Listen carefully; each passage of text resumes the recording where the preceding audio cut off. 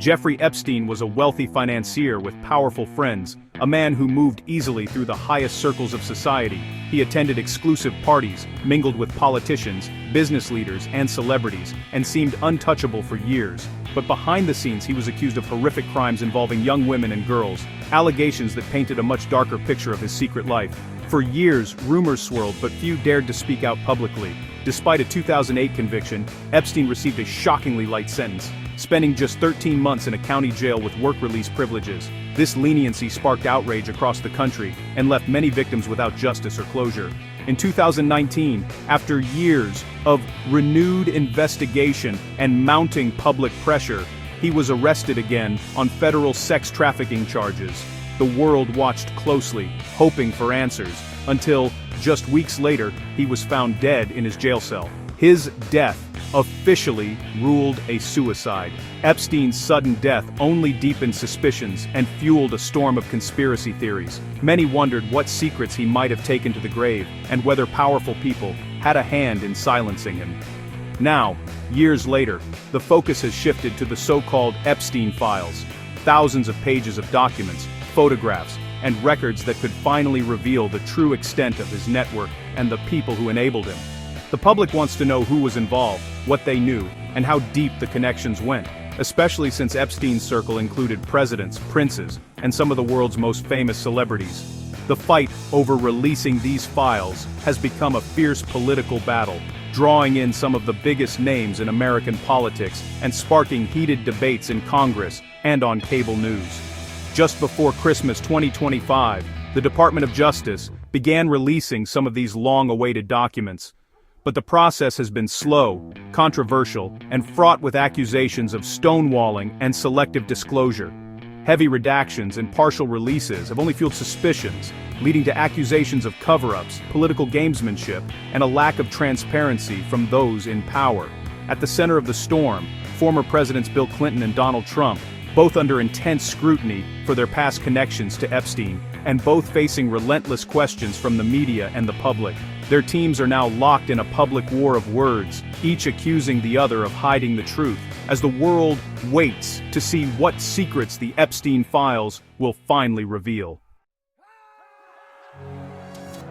On December 22, 2025, Bill Clinton's team made a bold public demand that sent shockwaves through the political world. Release every Epstein file that mentions or shows Clinton, without exception or delay. This was not a quiet request behind closed doors, but a loud, unmistakable call for total transparency. Spokesman Angel Arena directly challenged the Department of Justice, then under the Trump administration, urging them to publish all remaining Clinton-related materials. Immediately and without a single redaction, the message was clear: nothing should be hidden from the public eye. The timing of this demand was no accident. It came just after a partial, heavily redacted document release that the Clinton camp called suspicious and incomplete, fueling speculation and rumors in the media. Arena didn't mince words. He implied the Trump administration was deliberately hiding something, but insisted that Clinton needed no such protection. The Clinton team wanted to make it clear they had nothing to hide. Their message was simple but powerful. Clinton's team had nothing to fear from transparency and wanted the full record out in the open for everyone to see and judge for themselves. They argued that Clinton had cut ties with Epstein as soon as his crimes became known, and that the files would prove it beyond any doubt. The Clinton camp insisted that the truth was on their side.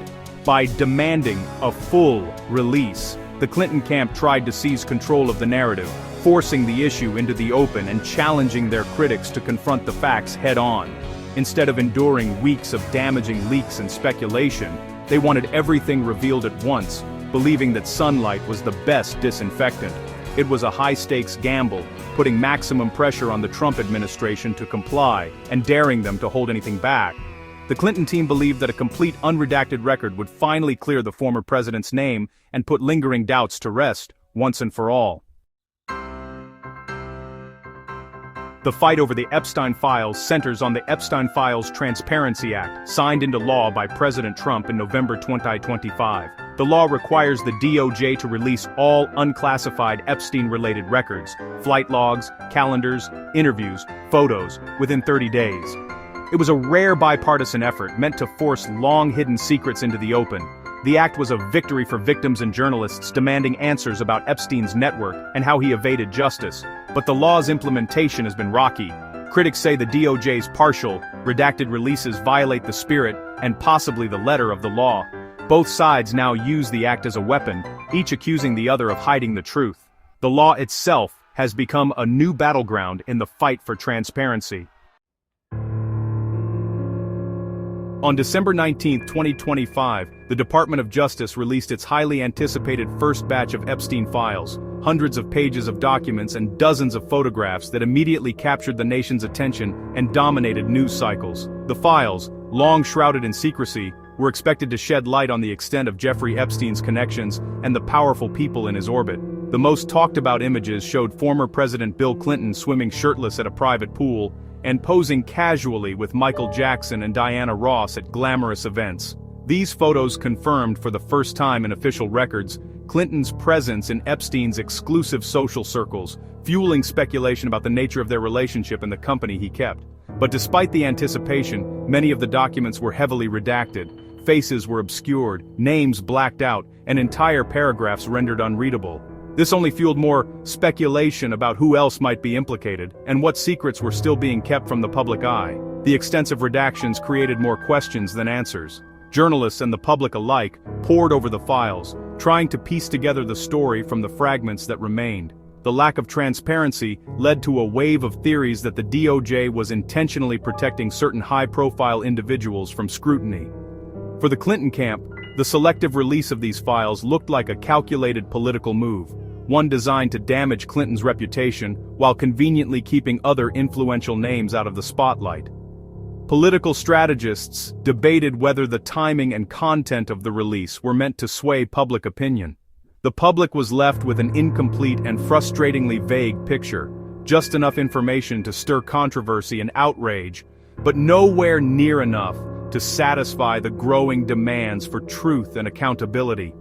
People across the country debated what was being hidden and why. In the end, the release felt more like a carefully crafted teaser than a true act of transparency or full disclosure. The files hinted at deeper secrets, but left the most important questions unanswered. Instead of providing clarity, the files only deepened the already bitter political divide. Supporters and critics of Clinton and others named in the files clashed over what the documents really meant. The stage was set for an escalating conflict over what would and wouldn't be revealed in the months to come, as the nation braced for more revelations and more unanswered questions.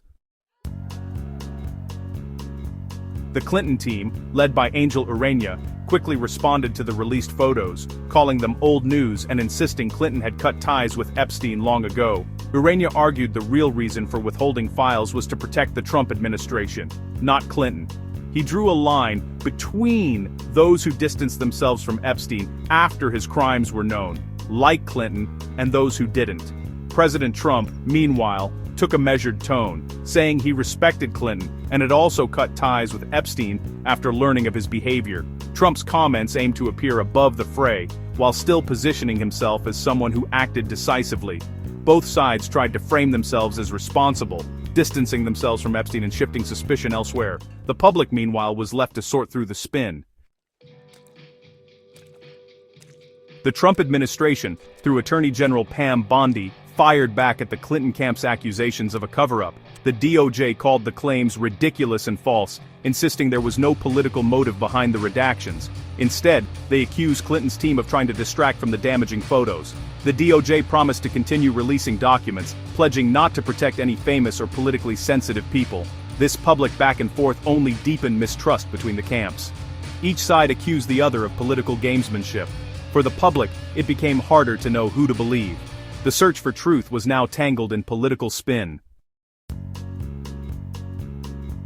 The most controversial part of the document release was the heavy use of redactions, thick black bars hiding names, faces, and entire sections. The Transparency Act allows redactions only for victim privacy, child sex abuse, national security, or to protect ongoing investigations.